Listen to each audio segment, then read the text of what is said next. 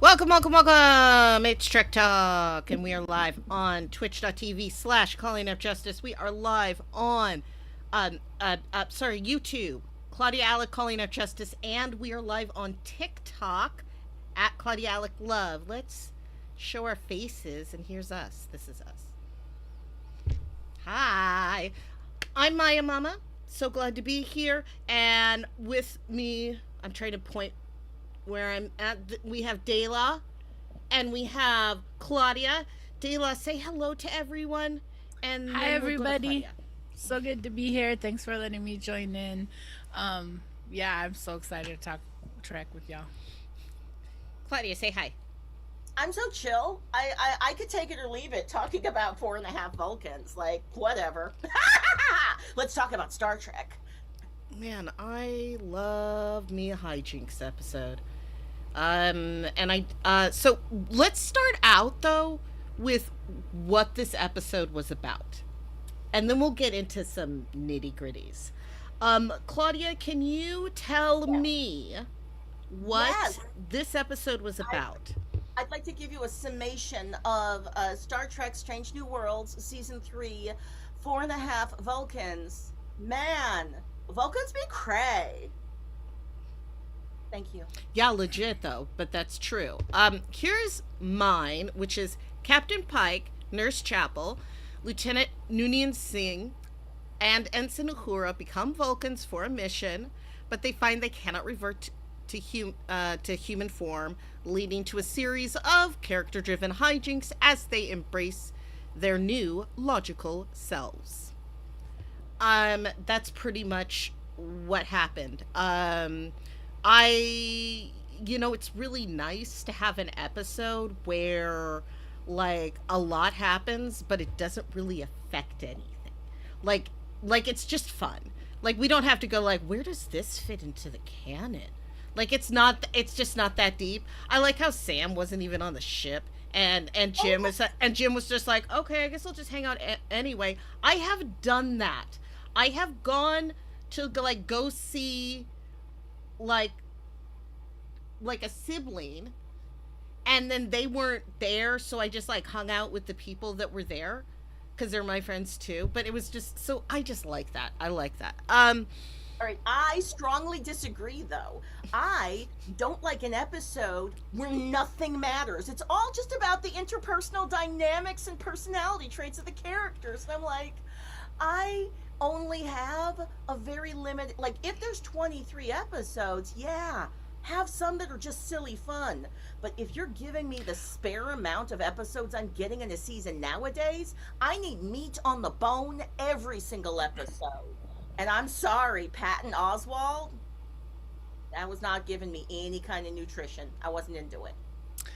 I would say I found a little nutrition in this episode. I'm excited to dig in with where I think the nutrition was. But it was a jarring episode in a lot of instances. Yeah, I would say they solved the mission in like 2 minutes. And then I love that because the actual mission had nothing to do with the episode. Yeah. Y'all, they understand that we are a genre-savvy audience. They know that the people watching Strange New Worlds have probably watched all the Star Treks and understand how Star Trek shows work, and know that the second they say, shore leave, they are hearkening back to the first episode in TOS that was called Shore Leave, where somebody was chased by a rabbit. Bones was chased by a rabbit, I think, and like Kirk got into like a weird cathartic fight with like some kid he had a fight with in school. And like every time they have shore leave, you get an episode that gives you character hijinks, interpersonal growth. I just feel like I've already I feel like I'm getting hijinks, interpersonal growth episodes every other episode, and there's just not that many in a season. That said, I did laugh my ass off when they were like, we're going to a planet. Yoinks, actually, it's a ship in a bottle episode. Gotcha. You thought you were, and then I did the switcheroo. When they're like, and that's all done.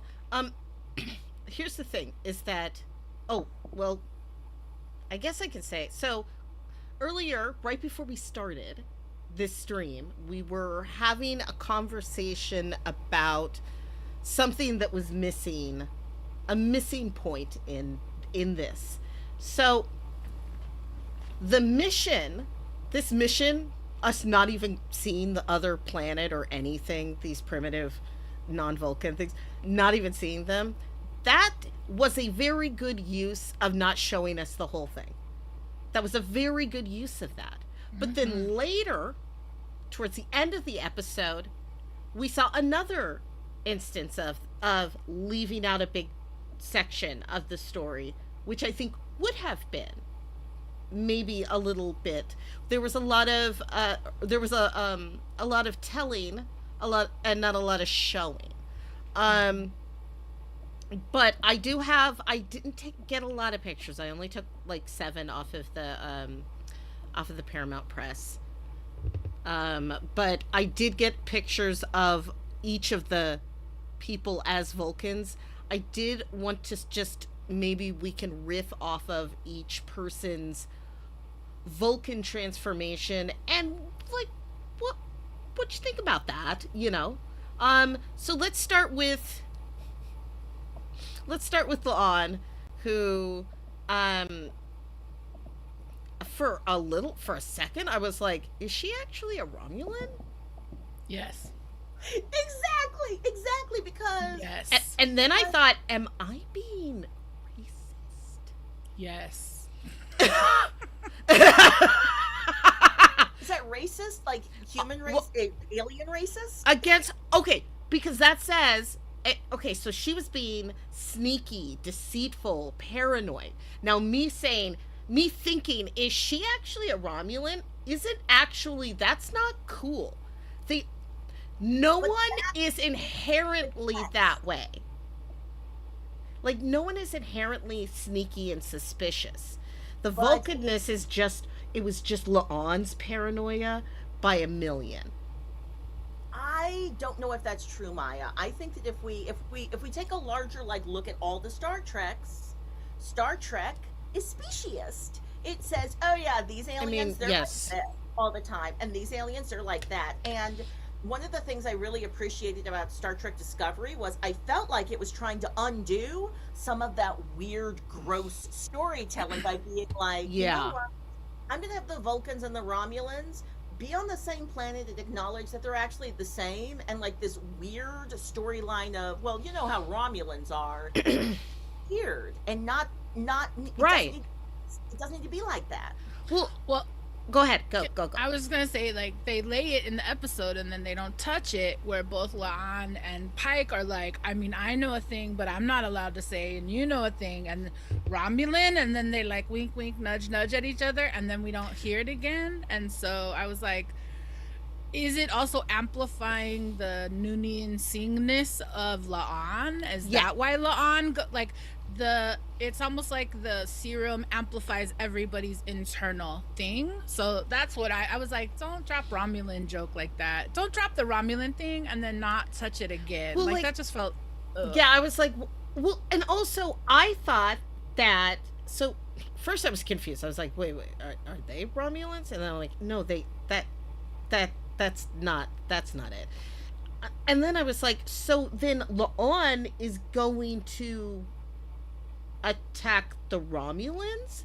No, she's gonna start some weird, like, some popcorn war, which I was like, she's got augment DNA. This is actually one of the lines where, like, they say it. They're like, oh, well, this happened to La'an because she's got augment DNA, and something happened with that because she's super going. Like, that's what, like Khan Noonien Singh, that's what he would have done. He would have been like, yeah, I'm going to quietly set all of the powers to, like, attack each other, lean back, and then clean up at the end. And take over. Well, I mean, the conqueror in her, genetically, was like, I have the easiest and most logical way of doing this thing that will keep us, like, totally fine, and everyone should let me do it. I mean, like, no one cares about the other people. It was. She looked fabulous as a Vulcan, though. Those Vulcan eyebrows, oh my gosh, La'an might want to just Yeah. keep styling their eyebrows that way. It's fabulous. I thought she just, yeah, she looked real cute. I really liked that. Um, I will say that, like, as far as her capture, she finally got captured, because Scotty and Jim, this was a Scotty Jim, this was their first team up. Hijinks. And their first team up was fun and dramatic, and he works well under pressure. I mean, I just like that they keep putting that in, is that, like, Scotty isn't a planner. But also, did you know that Scotty never had a drinking problem until he got on the Enterprise? And then everybody was like, you should drink this. And he was like, I don't really. Oh, I could get a taste for this. And I'm like, I don't like how the writers for Strange New Worlds have no respect for me as a Star Trek fan and keep giving me fan service stuff that I never asked for. And I don't think it makes Star Trek better. I don't need fun references to why Scotty drinks a lot and like being like, no, Kirk's the one that encouraged him to. Sure. Well, and then just even the way too, like the awkward moment when Kirk is like, I mean, I have friends on the ship. I mean, we could have a drink, right? Or what about La'an? I know her. And then Scotty's like, so it's like, I thought Kirk and La'an, like, it just opened up this other part of the triangle of La'an, Spock, and Kirk, and like, I thought Kirk was like already in a partnership. So why is Scotty, why is Scotty being weird? And like, well, I think Scotty was being weird because he's afraid of La'an. He's like, I don't know if I want to. He's terrified of her. Yeah, he doesn't want to be around her socially because then that would be him relaxed, and he's afraid, like consistently afraid of saying the wrong thing around her. Full agreement on what, like, they had Kirk and La'an having exchanges, but like none of it was referencing the things. And so it felt like it didn't make sense, or I feel like somebody had a really good idea to be like, we should have an episode that does this kind of stuff and reference these things, and then they ran out of time and didn't write the episode. So I was confused as well. I've been confused for a couple of episodes that have featured Kirk. I mean, I love Paul Wesley's Kirk, and I love seeing him. I do. But the whatever is happening, I don't understand that, and it feels like they're trying to show me something that I don't want to see and I don't care about, and I'm like, please don't do that. Please don't do that. I'm like, I don't want to see whatever this is. I'm enjoying what's happening. Stop trying to like trying to put a girl between two best friends. Don't do that to me. That's insulting. This isn't Dawson's Creek. Exactly. And I am not showing up to Strange New Worlds to watch Kirk show up. I'm watching Strange New Worlds because I'm a fan of Pike, I'm a fan of Una, I'm a fan of Spock. Like, as much as I'm upset about Disco getting canceled and Lower Decks getting canceled, I'm like, I'm not showing up to watch Kirk show up. I don't care. Like, I mean, whatever. I have all my feels. But yeah. Brother, what is going on? Where like Kirk's brother is like, that poor actor. He must have been so excited. He's just been like, I've been cast as Kirk's brother. I'm going to be on every episode. And he's on like every fourth episode where all he does is something weird that people laugh at. And now Kirk just shows up and just like, I'm here to see my brother, but he's not here, so he gets no screen time or money. I'm here. That actor is really the Sam Kirk of Strange New Worlds, isn't he? He's, I mean, I gotta say, for real though, he is the Sam Kirk. It's just working out painfully well. He was supposed to be a twin. I feel like they had an opportunity because they were cheap back in the day. So instead of like casting another actor to play his brother, they just had William Shatner with a mustache and looked dead and put, I think they put a mustache on him. He had a mustache. It would have been so funny if they had Kirk's brother being played by Paul Wesley, and then at some point you see Paul Wesley without the mustache, and you're like, oh, that would have been amazing. Again, And also because Spock can't stand Sam Kirk, seeing Sam's face pisses Spock off a little bit. So it would be funny if they had the same face. Because but like obviously to Spock it's not the same because Jim doesn't have a mustache. Hey, Star Trek, we fixed it for you again. One more thing about La'an before Yes. we move on, because oh my gosh, I can't wait to get into the Pike. Ooh, I can't wait to get into the Pike. That genetic hairstyle? Hell yes, But the last thing. Oh, I think I might have lost it. I had it. The Dream Ballet? No, it was not the Dream Ballet. It was the question of we see that this Vulcan version of La'an is willing to break all the rules to start a gigantic mass galactic war, but still respects the time prime directive. I was like, the people who wrote this episode just wrote stuff, and I was like, this doesn't really hold together scene by scene, because like in one scene she's like, oh yeah, wink wink nudge nudge, I won't talk about the thing that we both know about because but then she's like, I'm gonna cause a secret war. What? Okay, so I have a theory on all of that. So first off, in the chat, Fun with the Grim Reaper says that mustache touch would have been peak and such a funny callback. But this is my theory. So I have said many times that Vulcans are catty ass bitches, and that they are now it is fully established that they are very very very emotional. They just suppress like a good portion of their stuff. Hold on. Ooh, this chair.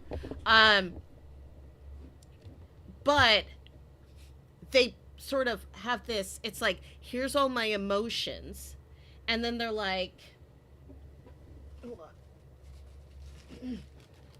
And then they're like, logic. But the everything that they want to do and that emotionally driven thing, they are going to do. It's all, what's it called when you have a bias to your own frame of mind? Because they all think that they're the smartest person in the room, even when they're not. So like everything that they are saying, but bias, confirmation bias. It's all confirmation bias. So like the reason why they just do what they want. That's what Marie's calling out in that one scene where she's Yeah. like, this is why I do a better job. I don't want to work for you, actually, because every time you side with the Vulcans because you think you know better and your logic is the best. And sometimes it's not. Mm-hmm. I really liked Marie losing her temper. That was awesome. I also like that she can, like, she's got that Gorn in her. She got that Gorn in her. Yeah, That's how I think of it. Mm-hmm. Like when she was like sparring with her man Pike. Pike could not totally take it. Like you could tell the Pike was like, oh, ouch, girl, you're hurting me. Like I'm sorry. This relationship ain't gonna work out. Not only because I've seen all of the other Star Treks and I know what the future. We know the future, yeah. Also, because we saw this one scene and he can't take her punch. No, he can't. He can't. No. Can we switch to the Pike photo though? Yes, I'm ready for Pike. So, like, what was that? What? Like, this was a joke. I know it's a joke, and it's very, very funny. Here's the thing: it's his exact hairstyle, but without any curves. There's no that thing. It's just. It's very straight and square, but it's still, I want to use all of the product so that my hair will be swept up and back so it's not touching any. I thought the styling was brilliant. shout out to the folks who are doing design for Star Trek. You're mostly always getting it right, and I like it a lot, in my opinion. That said, what was this weird voice he was doing? Because I was like, Vulcans aren't robots. Anson Mount. This is not like, I'm talking to the actor, Anson Mount. What are you doing? Vulcans aren't robots. Why are you, what are you doing? Because that, I love the joke of having it be a different voiceover for the beginning, but like, it wasn't giving Vulcan. It was giving, This is what I think Vulcans are like. To that I have to say to him, stop. Hammer time. No, just making fun of his hair. Well, and he also like did a funny voice in the flashback episode where he was imitating Roddenberry. Yeah, no, this is Anson Mount likes to make big choices, and I'm actually, you know what? This is not Anson's fault. It's the director's fault. Who was like, yeah, keep going. Well, no, here's the thing. I would have been like, yeah, keep going. I mostly liked Anson Mount's choices as a Vulcan, but that voiceover was wrong. It was just wrong. I actually liked that Anson Mount was like, yeah, I'm going to become a neat freak. I like that Pike as a Vulcan cleaned his kitchen and was like, this stinks of human. And if you want to have a really good meeting, we're going to get the stink out. I respected it. I liked it. Yeah. And it is really, that was actually a very funny exchange. I like that. Like, he was, because the thing is that he actually was trying to be nice to Marie. But Marie, okay, because here's the thing. Sometimes you don't want to know. Like, right. You don't actually need to know the answer to what you're asking. Because, like, he already said it, Marie. He already said you stink.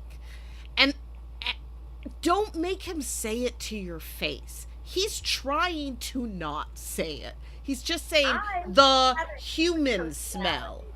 I would have appreciated it. I would have been like, oh, I mean, I feel like I feel like this is actually common sense if you know anything about Vulcans, but like, he's letting us know, even though you think you made it not smell bad, it smells too much. Yeah. I would respect it and be like, what's the kind of air freshener I can use?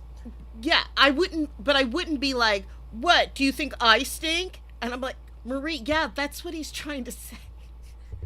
He's saying that everything smells. He's saying everything, including you. It's anything that's human stinks, and we have to try to do that. So he was. Did you have any takes on Pike?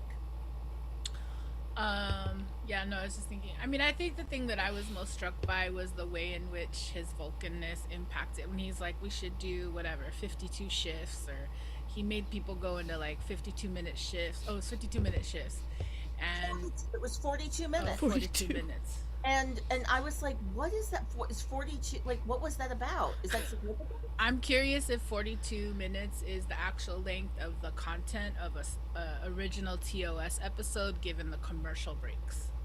Like, that to me sounds like 18 minutes of commercial spread across an hour gives you 60 minutes. 42 minutes is so funny.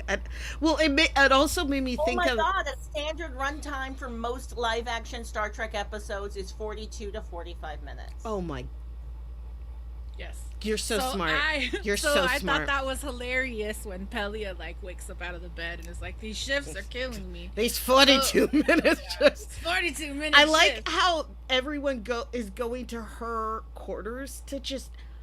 that her quarters is like the psyop spot where she's like, laying and sleeping, and like Spock and Una are having an honest and frank conversation with each other while she's sleeping over there. I like that. Yeah, I hope that like occasionally that's just like the hangout spot, but yeah, for sure. It feels like the officers' lounge, like when in Next Generation, when they'd go play poker in whatever room they end up playing poker in. Like, I feel like Pelia's spot is the poker lounge. Yeah. Oh, yeah, that'd be cool. Now let's move on to... Oh, yes, go ahead. Out that they couldn't become a Vulcan, was very funny. And I am wondering if this is going to come, like if we found out something about Pelia that's going to be handy to know in future episodes. I'm curious. I'm real interested about her species, honestly. Now let's move on to Christine works a lot.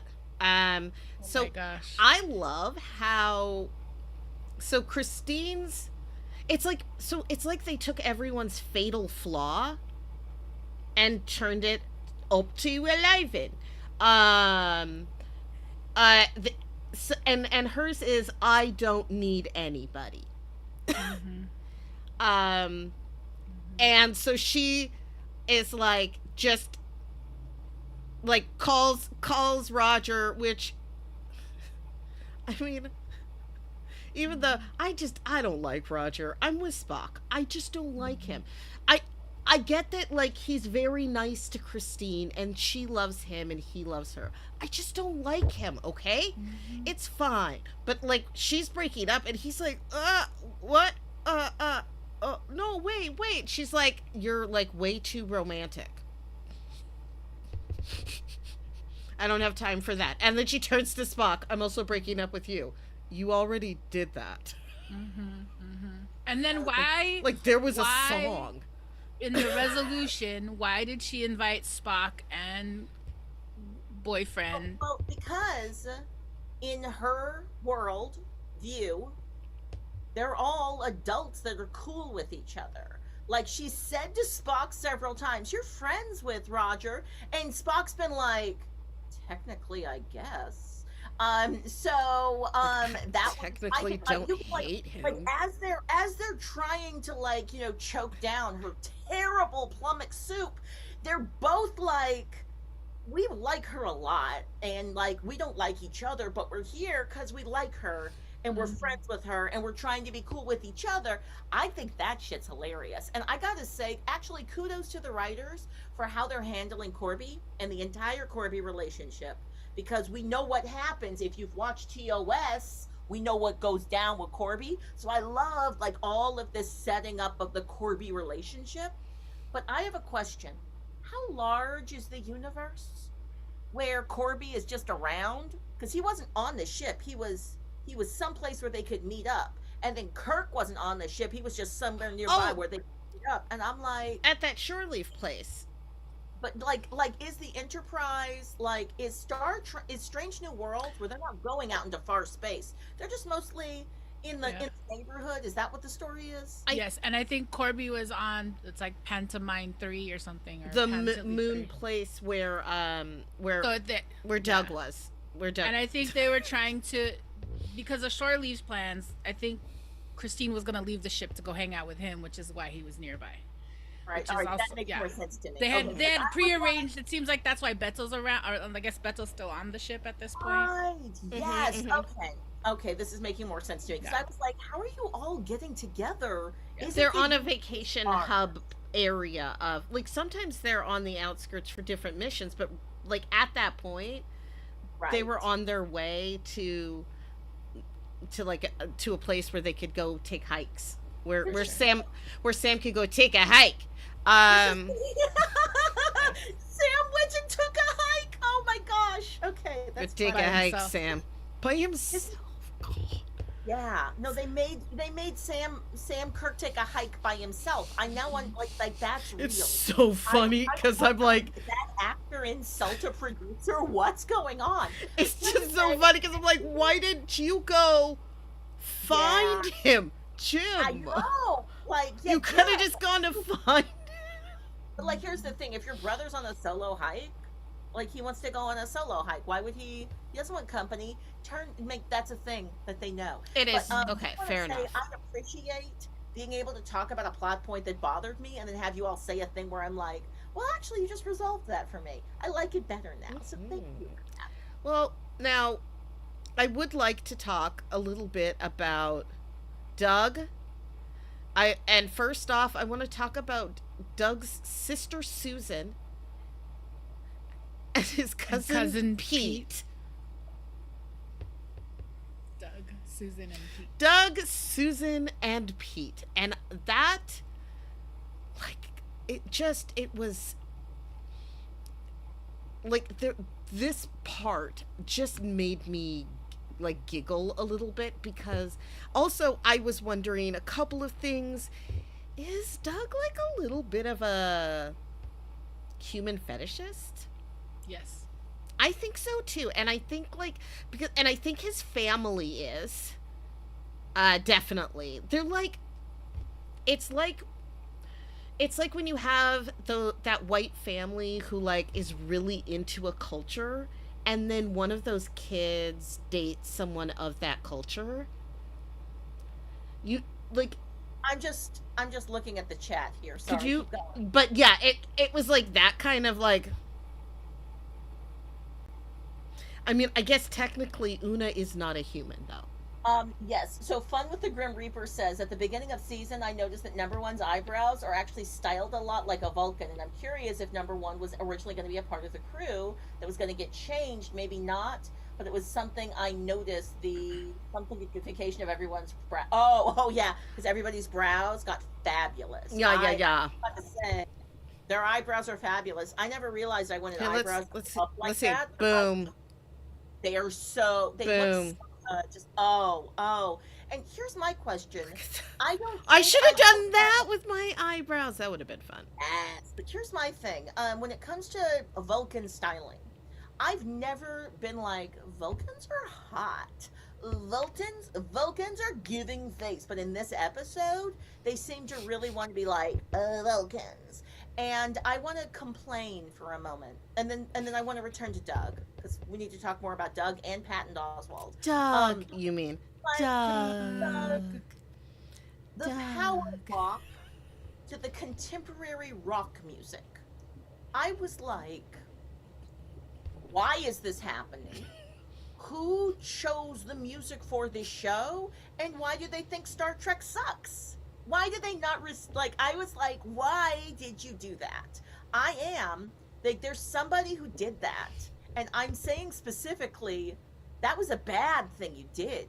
Don't do that anymore. Don't make soundtrack choices for Star Trek that sound like, not only like, it felt like it was trying to hearken to a needle drop moment in the Kelvin universe, where they'd be like, sabotage, rock and roll song that's playing and people are looking, but I was like, this isn't cool Vulcan music. This is cool human contemporary sounding. I think an AI might have produced this. And I didn't understand why. And I'm sharing this with you because I'm hoping you were like, well, actually, I thought it was great because I hated it so hard. I was upset that Pike was in the front and he had like what looks like a war implement or a weapon, when clearly the mission was not that. The mission was to go fix the nuclear reactor. So why weren't Neoda and Christine in the front, or Spock in the front? So that, I was also like, I mean, the second time I watched it, I was like, well, I guess maybe he needs to have his axe, because in case the locals decide to fight with them. But like, yeah, it just felt a little bit Starfleet imperialist, of like, let's come hard with the weapons and do the fashion walk. And so I was just like, yeah. So the song too for me, but yeah, I was like, what is that? I had questions about that whole formation. What are you guys up to? One other thing though, if I was in charge of this mission, I would have put Spock in charge of this mission. Spock is the one who should have been in charge, because the other three people are being genetically altered. He should not, like it makes no sense at all that they were just like, well. Yeah, when we get to Spock, I'm ready to talk about that, because I agree. Tuvix levels of logic. It was just like, this doesn't make any sense. But for real with the Tuvix, so before we get to the Tuvix-ness, one more observation about the Una Patton Oswalt-ness of it all. So I will acknowledge that I don't love it when Star Trek does stunt casting. And casting Patton Oswalt is stunt casting. I'm casting a nerd type, so you will understand the joke. That this character is a nerd, and Una's hot. And the joke is she's super, super wild about a nerd who's short. And I'm like, oh, I'm sad that that's the story you chose to tell me, and also that you're like, you won't get it unless we spend a lot of money on Patton Oswalt, and I'm like, you could spend that money on other stuff and cast an actor who could act good. I don't need Patton Oswalt to play that particular role. The joke is funny the first time, but over and over and over again, it's the same joke, and it didn't heighten or deepen or complicate or become a payoff. So I was sad that Rebecca Romaine was just like, so in this episode, you're just going to be really hot for Patton Oswalt? Like, so hot for him that you can't even do your job right. And, like, that's it. Well, it also reminded me of that short trek that they produced during Discovery, where Spock enters the Enterprise first, and Una greets him, and then they get stuck in the turbo lift, and then she starts singing Pirates of Penzance. Like, the tension and the chemistry. So I guess, like, they also didn't allude to any potential. I mean, I guess it's there with her and Patton and Spock in terms of, like, the. Yeah, so finish this thought. So in the turbo lift, I felt like Una and Spock had energy. And on his first day on the Enterprise, he respects her intellect. He was super excited about that. And she found somebody she could, be herself with in those few moments before they got rescued. So when I saw the whole thing, I was like, oh, she's always had a thing for Vulcans. Maybe that's why when she first met Spock. But that was me doing all my own backstory based on, like, seeing that one short trek. You just reminded me, though, that in Strange New Worlds, there is a very strong canon thing that Spock can get it. Spock can get it.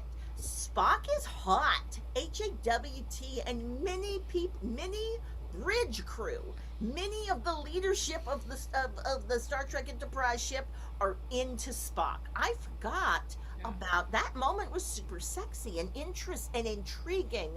I forgot it existed and it happened. It also kind of bums me out that they decided to pair him with La'an now, because I'm like, oh, La'an and Una are close, so, like, now he can't ever, like, I think they just permanently mommed her a little bit, and that's a bummer. But I've talked about the captain momming of her all season, that they've been Janewaying Una throughout specifically this season, and then they threw Patton Oswalt in for this episode to say, no guys, we're not.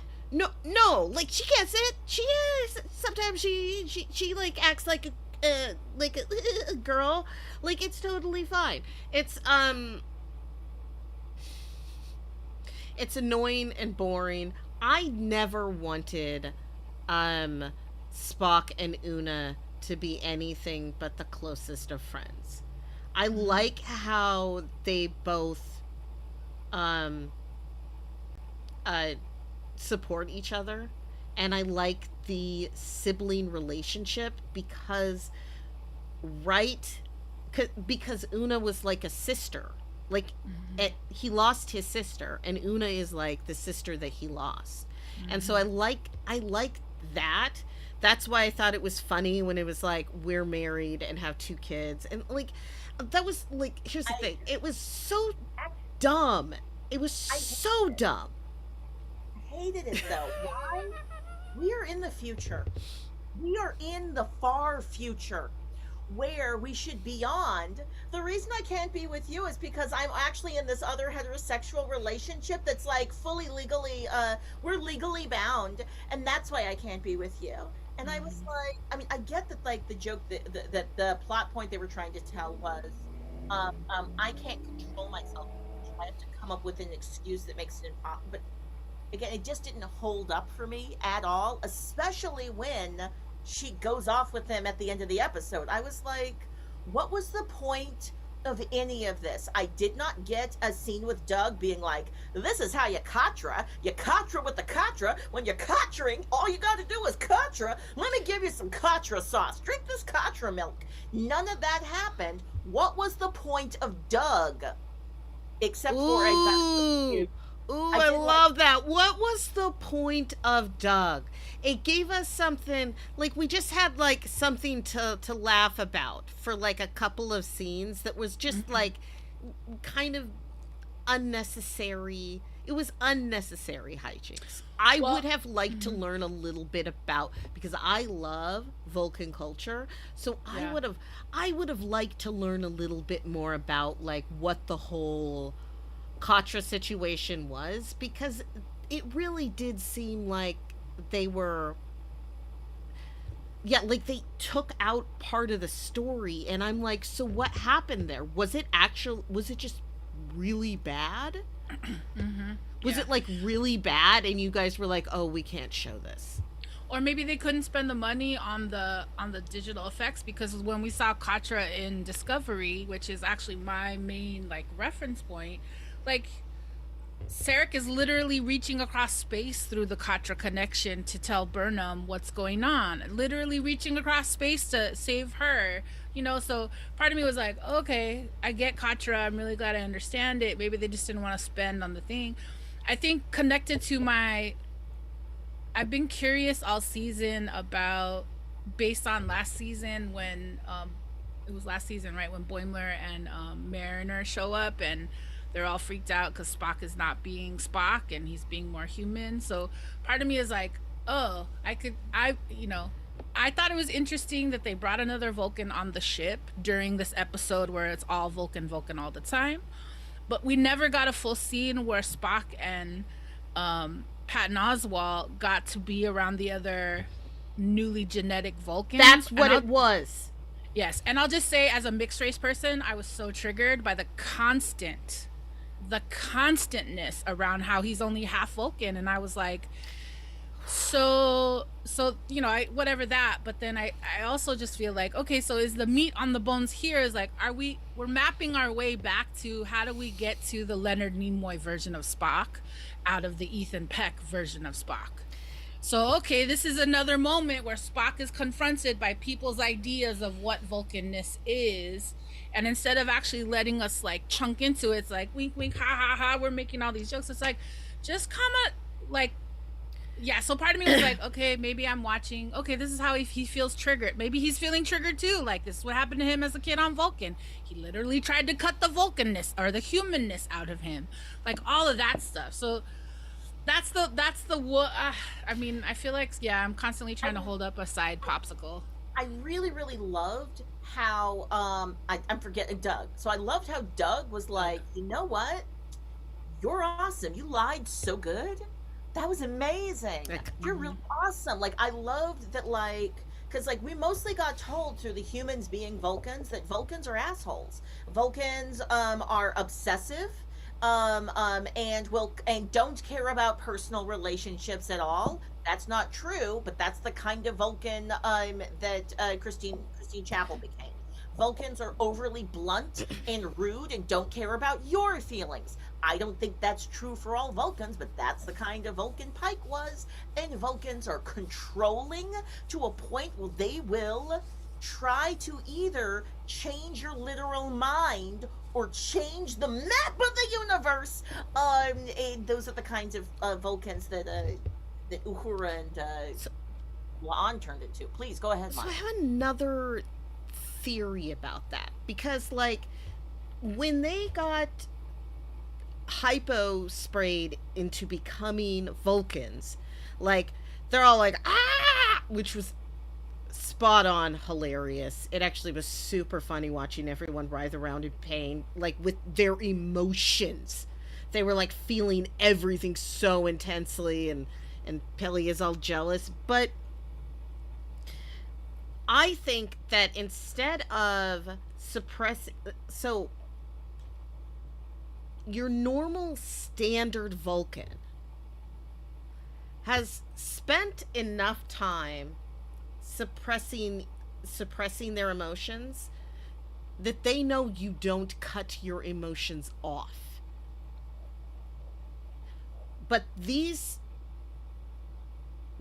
new Vulcans, they learned the techniques of suppression genetically from Spock, and so instead of like suppressing their emotions, they shut their emotions off and then worked primarily only by logic. And that's why they were so weird and like yes, Vulcans are catty ass bitches. Like, we know that. But and young, and I would expect racist behavior from children. Like child Vulcans, which is what Spock had said. This is just like you guys were like, they acted like kids when he was in school. I'm gonna say the adult Vulcans were equally racist. Yeah, Vulcans but they say it nicer. Yeah, they say They're it nice nicer, racists. a kid will just be explicitly racist, Yeah. and an adult will do a microaggression, but the effect and impact is the same. I really enjoyed that Patton Oswalt gave me a Vulcan that I could, where it let me tell myself a story of not all Vulcans. That was useful, and I liked it. I appreciated that, because there are some Vulcan characters I really like that one that ended up with I really like that one girl on Discovery. She's great. President. The president, like Laura. Oh wow, I can't. Oh, okay. I was feeling President bad of about Navarre, the president of Navarre. She's Tarina. Tarina. That's President Tarina. But I was thinking about. Oh no, I went to Klingon land. I was thinking about the Klingon queen who was with. Did we get through all the characters? Did we talk about all of them? I think we didn't talk about Uhura. Yeah. Oh, okay, let's talk about Uhura. Oh, But also, yeah, I also want to talk about the Doctor at some point. I don't know what they. Okay, yeah, I do want to talk about Mbenga a lot. Yeah. Since we have a picture here of Mbenga, what the fuck, Mbenga? Yeah. Well, it seems like he went into a PTSD shock moment during the documentary episode about the killing, and like, you know, Beto was trying to like get up at him, and so I was like, okay, maybe Mbenga's like reliving his stuff, but yeah, I just feel like they didn't give him a lot because Christine was the driving. I don't think he was doing his job at any time in this episode. I do not believe he was doing his job as the chief medical officer of the Enterprise. A bunch of genetically modified fools. A genetically modified senior staff, and he's like, I guess they can do their job. And then they are making huge, dramatic changes in their behavior and like 42-minute shifts. And you're not saying, you know what, actually, I'm the chief medical officer, you cannot do this, you guys need to go to your quarters, like Spock suggested, earlier. Nobody called this. You know what this ship was missing? Mbenga needed to pull a Janeway. But Mbenga was more like, I don't know, I guess we'll just like let people do whatever they want and it's all good, and instead of trying to cure you, I'm gonna let Nurse Chapel figure it out, you know. I'm not in this episode that much. It's good. Not only that, but I'm just gonna say, like, people were like really mean to Spock. Yeah. Right in front of Mbenga. And he just like was like, that's cool. That's cool. Like, they were saying straight up racist shit to him. And he was just like, I mean, you are half Vulcan. I mean, it was just like, why is he here? Yeah. Like, I cannot imagine that Joseph Mbenga would just allow his friends to speak to his other friend. Yeah, it's fine. It turned out fine. That's the kind of, you know, that's why he's going to become the head of all of Starfleet Medical. Because, like, sometimes you just, like, let whatever happens happen. And it's fine in the end. It was just so messed up. Because I was just like... It was. Yeah. Well, it just made me... It made me feel, like, real upset. Because, like, all of those, like, you know, aggressions. Because they... Yeah. I wouldn't have called them macro or micro. Just aggressions that everyone was doing. and having someone who is your friend just standing next to you and letting people talk to you like that, like it made me like upset for All right. it made me feel So very I upset for want to Spock. give some other like diversity, equity, Yes. and inclusion folks some advice. Use that scene. Let people watch that scene, and then it's a beautiful example of not interrupting a racist moment and how that's harmful as well. Mm-hmm. Mm-hmm. Yeah. Yeah, I mean, just at a whole level, I was just like, nobody called any of them on it. Yeah, And they never apologized to Spock. Did none of them apologize to Spock? They That's none of them apologized to Spock. They apologized. Well, no, Christine apologized for ending the friendship, not exactly, for but the racism. yeah, none of them apologize about being racist to him as a Vulcan. Now there is a call out moment for every character, because every character has somebody be like, "Hey, so you do understand that what you're doing is morally and ethically dubious and possibly illegal and wrong?" Because I don't think, even if somebody consents to getting a mind meld, I don't think that's legal. Yeah. I don't think you can consent to being mind melded into having a different personality. I don't know what the hell they were doing. Dude, and they mind Uhura. melded. He mind melded into a whole new personality. He was like a puppy after that thing. I was confused. I was like, mind melds don't work like that. I thought mind melds are I'm gonna learn your back history. She forced emotional suppression on him. That's what she did. She went into his brain and took his thoughts and turned everything down. It's really messed up what she did, and was not and he said yes because he liked her. Well, and he's trying to make up for like all of the lying and deceit in the documentary process, right? Yeah. Okay, yeah. wait. Okay, canon question. I've never understood that a mind meld could do that. Is This that is Strange New Worlds? Vulcans can do anything. But for realsy though, that is not based in any other Vulcan. Oh really?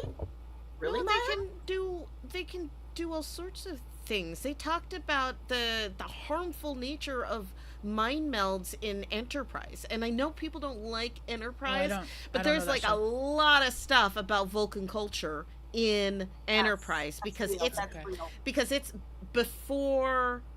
So during Enterprise, people didn't do mind melds, and people who did get mind melds, you could get like a mind disease, like a mind STD type of thing. It was thought of as as deviant behavior, because you can mess with someone's like brain doing it.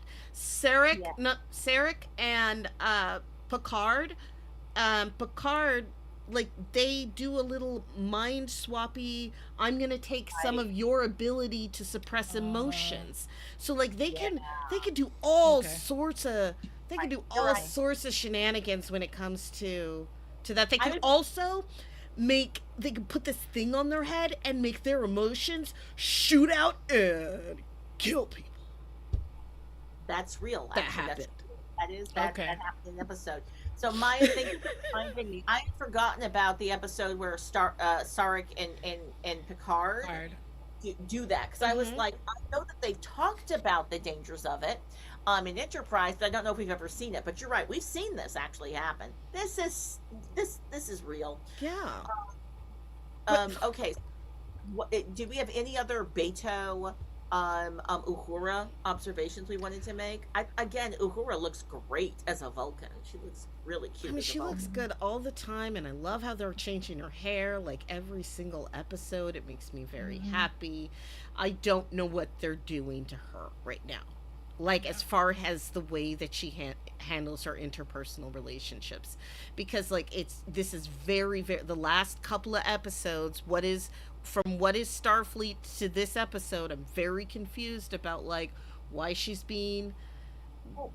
But she doesn't have she doesn't have a family base, right? Like that's part of what we're learning is like her family died early or at a certain point in her life. She's not I mean, I get she's working out how to be in a relationship part.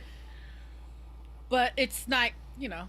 Well, it's But just like, the Beto thing is not like the, yeah, why are you do with the mind reading and yeah. or suppressing I you? I do like that they're like, oh, Uhura is the communications officer, but she's bad with interpersonal communication. No, she's bad You with. get I it? mean, You get it? you know.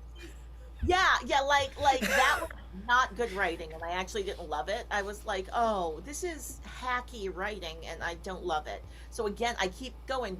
Did the writer's strike impact some of the writing of these episodes, or did something happen on set? Because there were moments where I was like, yes, in this episode, because it's Star Trek, and it's so well designed, and the actors are doing it. But then there were moments where I was like, I don't think this completely comes together. And I will agree with you, Maiamama, that I don't know the exact.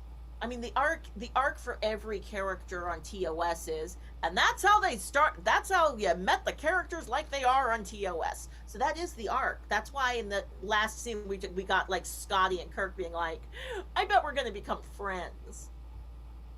Yeah, we're a great team. We're a great team. Hmm. I mean, they are a great team.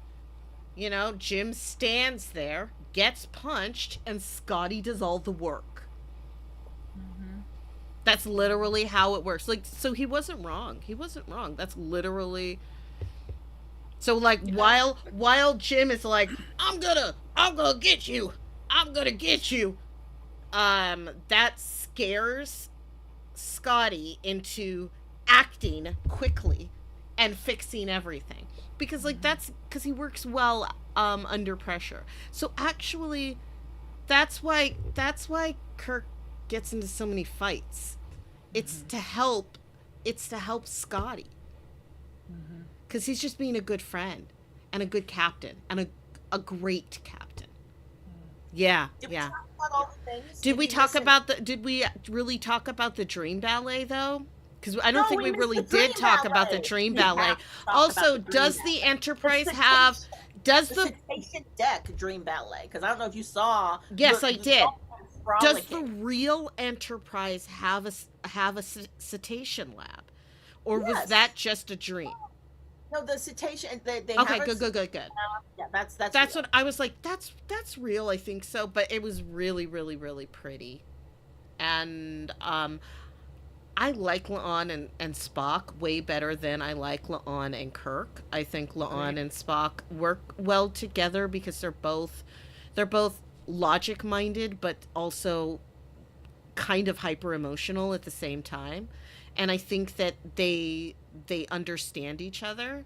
Um, and I think having socks, him it was logical for him to leave clean socks in her quarters, and that I thought was like a very funny move that freaked her out.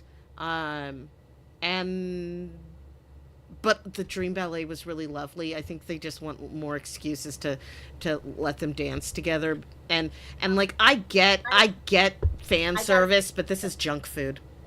Here's the. Yes, I agree. But I'm going to critique the Dream Ballet.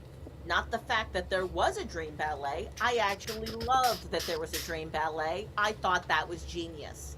The musical background to that dream ballet should have been the song she sings in season 2 in the episode songs. So I was like, why am I not hearing musical references to that? Like, I really do have a bone to pick with the person who designed the sound for this episode. It Hmm. felt like they made a lot of weird, bad choices in terms of music to have or music to not have. Also, the costume. Um, I just was not a big fan of the chunky black shoe or the Hmm. chunky black because like it wasn't a heel. It was like because she was doing like a lot of like jazz moves that required like a jump up, and that black shoe with the white leg.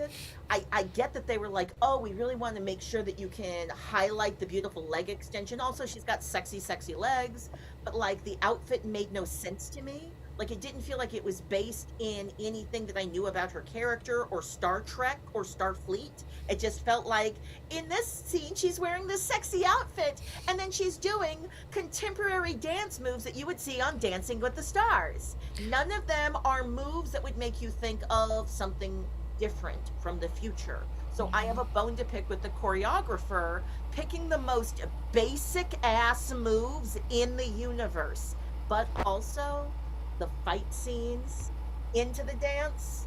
Mwah, gorgeous. I did Love. like that. Um, I think perhaps the dance did need more passion from both actors, and a little bit more like personality. What was the plot of the dance? Like, I know that like it maps as fight, then fight dance, then pure dance. And the idea is that pure dance is her getting in touch with her personal katra. So now she wants to become human again. But that did not fully read to me. I didn't get that from that dance.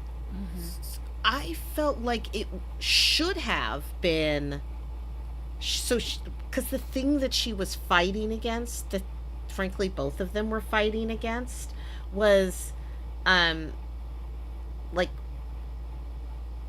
each other, like their like romantic bond. It was like she was fighting romance, she was fighting love. And that's why, like, when she's trying to punch and he turns that into a dance thing, that's what it should have been.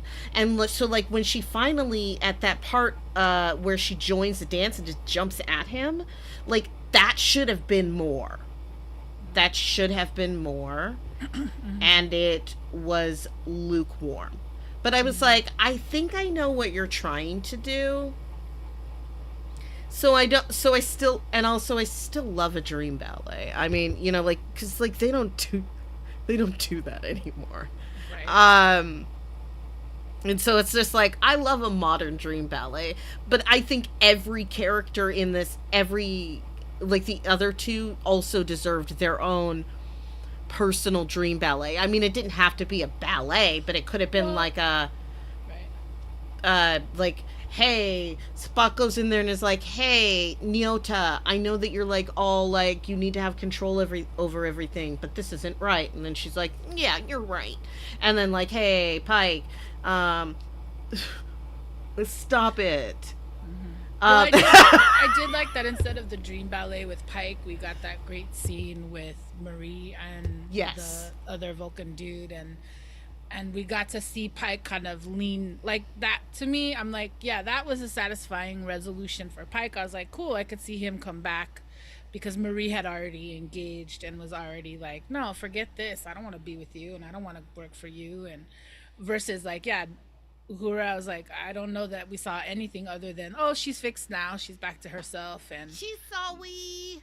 and then Christine, like, yeah, I just, Yeah, like I didn't get a moment where like I got the Chris, because also Christine, naturally we've already found out, we know this about Christine, that Christine is not great with commitment, is commitment averse, wants to cut off relationships. Like that's already a character trait of Christine.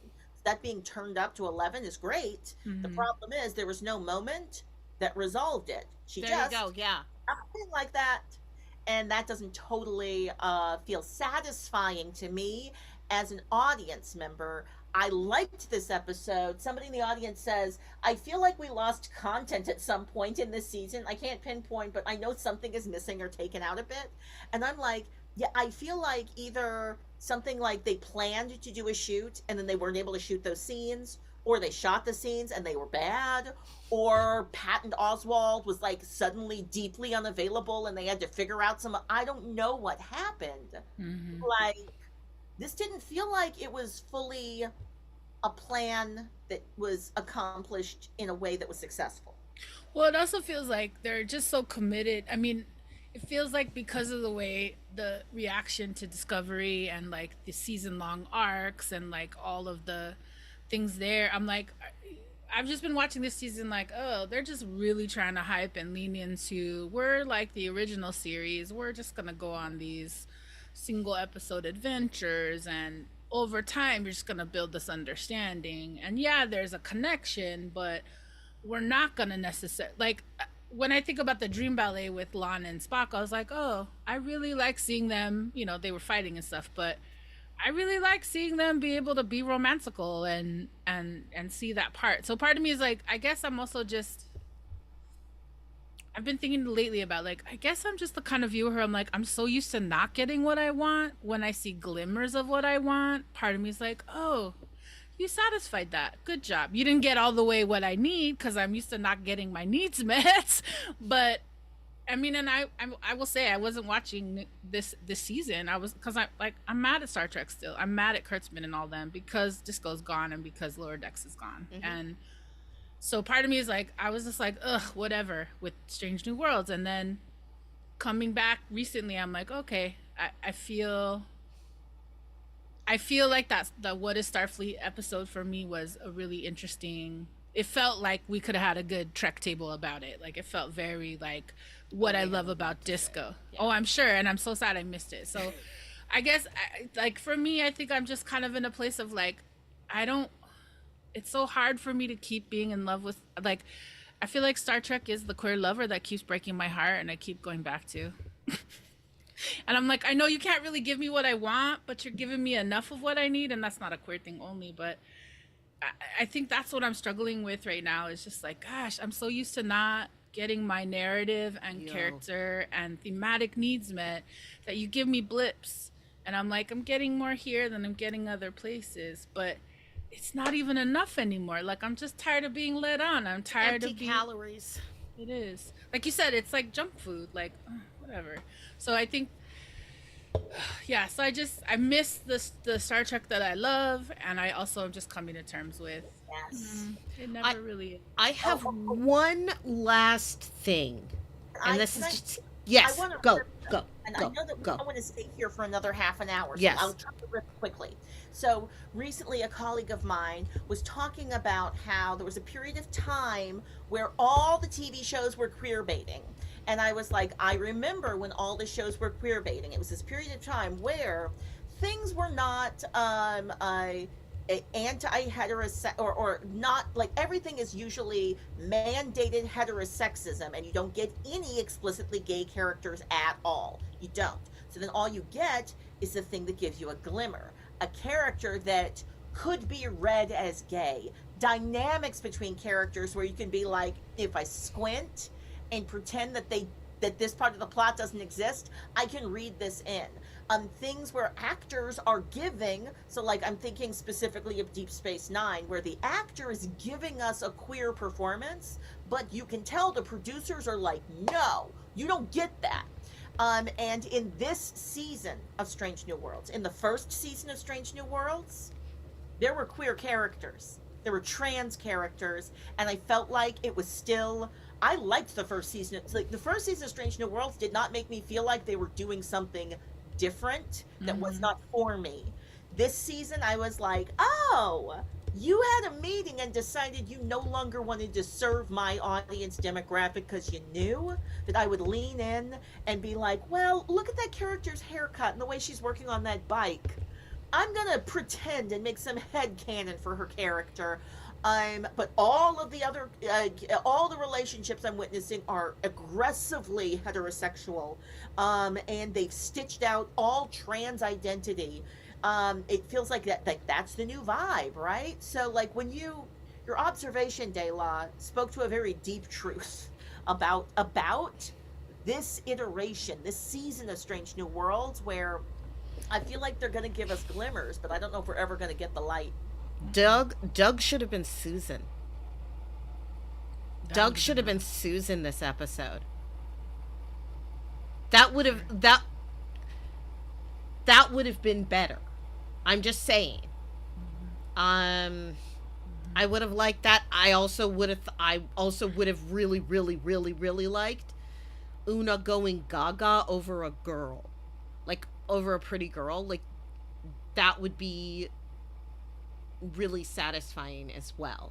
More satisfying because it's supposed to, because her going gaga over Patton Oswalt is supposed to be funny. And it felt like they were making fun of her. And if Susan had been the one that just like this, like, pretty nerdy Vulcan person, like, that would have been, I think that would have been better. Well, and I'll pick up what you're saying, and I'll say my preference would have been that Susan would have been Patton Oswalt looking, because I feel like Fair. I didn't necessarily feel like Una falling for Doug was funny. Like I didn't feel like they were trying to be funny. I felt like, okay, if I'm gonna believe that at the heart of this comedy she really is attracted to this person, I feel like, yeah, the joke is that she's the pretty person and Doug is not. So part of me is like, I think there's still a, I would have just preferred, like, yeah, that pretty people don't have to fall in love with pretty people. Right. Yeah. Yes. But I also go, I don't like the they're doing tropes that are classic storytelling tropes. I respond to them because I know I'm supposed to laugh. I'm like, ho ho ho, tall lady into short man. So funny because men who are not tall are not attractive. Attractiveness is based on height. We all know this. That is why it is funny. And I don't actually believe that's true. So the joke is based on, the joke only works if you say yes to this underlying assumption that I don't believe. I actually think Patton Oswalt is cute. I would date Patton Oswalt. So I don't like that, that they're trying to force me into the beauty politics of what feels like the 1980s. I'm like, well, they were like, she's a Victoria's Secret model. Like, it was really trying to remind us. But I have one last thing, because we probably should wrap up, and that is this question: why wasn't La'an invited to that dinner? Why wasn't the La'an? I mean, it's like La'an is dating Spock, and it feels weird that La'an was not invited to the dinner with Christine and Corby. It feels like this weird thing that, like, I was like why? Though Christine didn't break up with La'an and be like, La'an, I don't want to be friends with you ever again. She only broke up, like, I guess she doesn't have the, I mean, I'm surprised that she didn't have to do, well, yeah, because her only friends are really Uhura. She's friends with Uhura, but Uhura was a Vulcan too, so like there was no bad blood there. So maybe. But Christine said, though, she spent 30% of her time socializing and she needed to end all those relationships. And the way she was I understood friends with the La'an. dinner. She's friends with La'an too.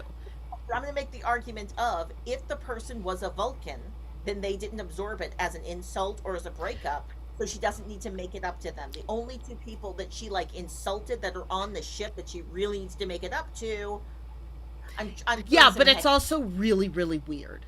Like, I don't care if she specifically only owed Spock a relationship or an apology. Like, it's weird to not, because it's like, look, here's me and my boyfriend. Your girlfriend's not invited. Not invited. Watch me kiss my boyfriend. Eat my soup. And I low-key love it because it helps to explain why she's so weird around Spock for all of TOS. Because I'm like, right, she is enfianced to Corby, but she's got vibes with Spock, and she's trying to keep her distance, right? But, like, she's bad at it because she likes him. Yeah, and the line I disliked the most in this episode was her being like, I understand you so much more now, Spock. It's like, what? What do you understand?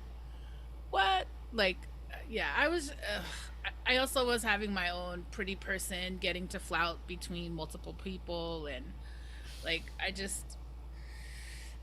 Well, yeah. But Christine was not the only person. I think the only person who didn't say, like, I know what it's like being a Vulcan now, is actually La'an. La'an did not say that. So I'm recalling, though, that, like, the reason that they broke up because she's an anxious attachment person. So, like, the second somebody's like, I love you, she's like, get away from me. And he's like a Vulcan. And so the second he's like, I like you, he's like, I like you, because that's how Vulcans like folks, because they got them big emotions. So, like, when she's like, I understand you deeply, that didn't make any sense, because her character arc wasn't, I've become so deeply into my emotions that I'm like, I am, like, it might have been interesting if she had, like, pursued Spock hardcore, because she was like, But like, you just brought up that like that line made no sense. So I completely disagree. I do not think that Christine was into Spock as much as Spock was into Christine. I think that was ultimately the problem. So when she broke the difference between Roger and Spock is that Christine likes Roger, but she doesn't like Spock. She thinks he's physically attractive, and for a little bit of time she thought that that meant that she might have like romantic interest, but the second she got offered like that job, she was done because she wasn't that into it. Spock was into it. That's what made the whole thing like really really sad. And then she gave him that I'm just not ready for a relationship. Like, that was a lie that she gave. Like, it was a line because she didn't want to hurt his feelings by saying I'm just not as into you as you are into me, and I really care about my job. And it's just like, I thought we were just like having a good time, because at that time that's what she was very vocal about, how she was just looking for a good time. And when it was confirmed for her by people from the future that she was not going to be with Spock forever, she was like, I'm going to go get that other job. And then Spock's feelings were hurt. It's so like this, yeah, it's like, it's sad because he was in love with her, but she was never in love with him. Not until years later, where she thought maybe she was in love with him when she was on the naked virus. And this the naked now or the naked time, naked now. It's naked time. It's naked time. TOS is naked time. I didn't realize that that's so fun to say, but it is. I gotta say, Strange New Worlds, even when it gives me an episode where I'm like, this was dissatisfying, I think you got these things wrong. I suspect there were production issues. I could talk about it for another 25 to 45 minutes. I'm probably going to have some fun conversations with other people. And I want to hear about like what they think about, like, do you feel like they did a good job of like presenting Vulcans and all the varieties of Vulcans? I love that Star Trek allows us to have these amazing conversations. And DeLa, I'm so excited that you could join us because you give good Star Trek talk. You give such good Star Trek talk, so thank you for joining us. Thank you. I so agree. I appreciate being able to come and do Star Trek talk, and I always love being in dialogue with both of you, and just, yeah, also being able to be like, is this canon? I don't know this part. And actually, I feel like I've now heard enough things in spaces like this with both of you where I'm like, okay, I'm really gonna try to watch Enterprise. I do also, well, actually, yes, very much so. I think you should watch Enterprise, and then after you watch Enterprise, then you and I should have a conversation about the new Star Trek Prime timeline, and it will make questions of canon in your brain evaporate like a nebula filled with coffee. I don't know. Sure. That seems Star Trek-y. That was very Star Trek-y. And I'm just having a stoner moment. Laurel is the name of the Klingon queen. Yes. Ash Tyler is with. Sorry, spoilers for people who don't know that. I was like, what is her name? Yeah. The baby mama, Queen Laurel. Okay, so thank you so much for joining us, DeLa, and come back whenever you want. We do this every week. All right. Do you have anything you want people to check out? Any like thing I'm doing? Go ahead. For sure, thank you. For folks who might be in the Tongva or Los Angeles County area on Saturday, September 20th, Great Leap, the company that I work for and oversee, we're doing our big Fandango Bone Festival, which is different sharings from different cultural groups where we learn each other's dances and we dance in the circle with each other. Because if I learn your dances and you learn mine, I feel like we come to a better understanding than having to erase and mash up our stuff together and pretend like it's all the same. So greatleap.org is where you can find that. And I'm PICS by DeLa, Pics by DeLa on Instagram. So happy to be here and always love a good Trek talk with Maiamama and Claudia. Oh, awesome. Okay, Claudia, thanks so much for joining us. And next week we will be talking about episode 8, or sorry, 9, episode 9, Terrarium. I want you to all think about all the terrariums you made and which Star Trek people you would put in your terrarium. And just hold that in your heart and we can talk about it next week. Okay, now I'm going to play that song.